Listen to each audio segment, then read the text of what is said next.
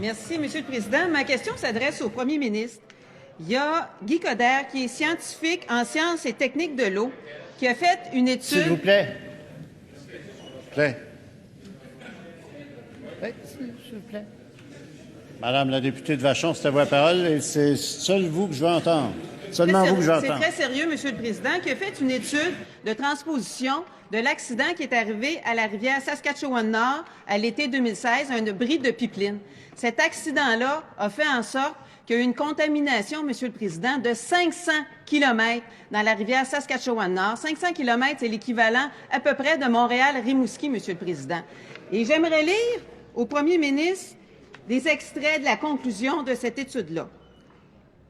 Aucun tracé d'oléoduc en Amérique ne menace autant l'intégrité des écosystèmes aquatiques et les sources d'approvisionnement en eau de population 5 millions que le projet Énergie-Est. Cet oléoduc serait le plus gros, le plus long, le plus toxique sur le pire des parcours inimaginables. Le tracé de l'oléoduc Énergie-Est menacerait tel une bombe à retardement pour les 60 prochaines années la source d'eau potable de 4 millions d'habitants. Est-ce que le premier ministre a lu l'étude? Monsieur le ministre de l'Environnement. Monsieur le Président, la portion québécoise du projet Énergie-Est sera soumise et est présentement soumise au processus d'évaluation environnementale en vertu de nos lois québécoises en matière d'environnement, conformément à une des 7 conditions qu'on a établies pour l'évaluation de tout projet d'oléoduc au Québec. Ça, on remonte à 2014, Monsieur le Président. Depuis ce temps-là, on a travaillé d'arrache-pied pour s'assurer que TransCanada s'assujettisse à la procédure. On est même allé devant les tribunaux pour s'assurer que TransCanada respecte nos lois québécoises, notre réglementation québécoise en matière d'environnement. On est encore à l'étape de l'étude d'impact environnemental qui a été soumise par TransCanada. Suite à la recevabilité de cette étude, on va passer à l'étape des audiences publiques. On va faire un processus rigoureux et sérieux en respect de nos lois. On va s'assurer que le projet soit étudié sous toutes ses formes pour la sécurité des personnes, pour la protection de notre environnement, et tous les impacts vont être analysés, y compris les plus récentes études scientifiques qui sont disponibles. Merci, Monsieur le Président. Première complémentaire, Madame la députée de Vachon.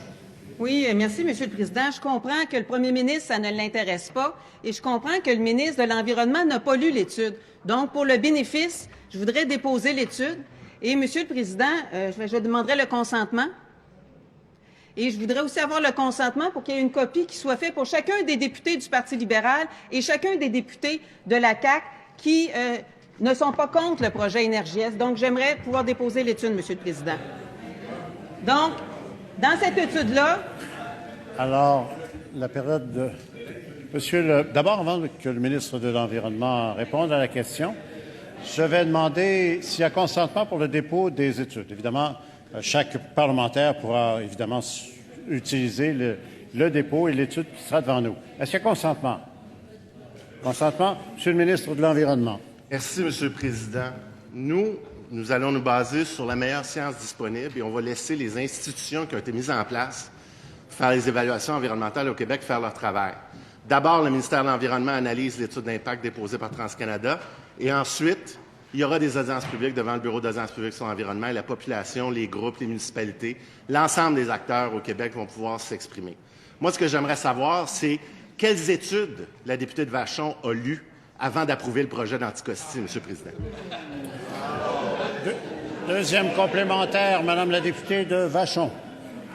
Merci, Monsieur le Président. Je trouve que c'est dommage qu'il détourne l'attention, le ministre, parce que c'est très grave. Cette étude-là démontre qu'il n'y a pas de source alternative. S'il y avait une pollution, un bris de pipeline dans la région de Montréal, c'est toute la colonne d'eau qui serait affectée. C'est directement les sources d'eau potable. Il n'y a pas de plan B pour Montréal. C'est 4 millions de personnes affectées. Il n'y a pas de source alternative d'eau potable. Est-ce que le ministre peut enfin nous dire qu'il va prendre connaissance de l'étude et être contre le projet d'Énergie-Est? Monsieur le ministre de l'Énergie, Monsieur le ministre de l'Environnement. Merci, Monsieur le Président. Nous, on s'assure d'appliquer les lois québécoises. C'est ce que nous faisons. Tous les certificats d'autorisation, l'étude d'impact est analysée avec des études indépendantes, scientifiques, revisées par des comités d'experts indépendants. On s'assure de suivre à la lettre chaque étape prévue par nos lois et règlements pour s'assurer que le projet soit analysé de façon rigoureuse et en respect de nos conditions et de nos lois et règlements. Encore une fois, Monsieur le Président, ce que je voudrais savoir, où étaient toutes ces préoccupations lorsque la députée de Vachon était ministre des Ressources naturelles et qu'elle a approuvé Anticosti sans aucune forme d'étude, aucune forme de consultation du public?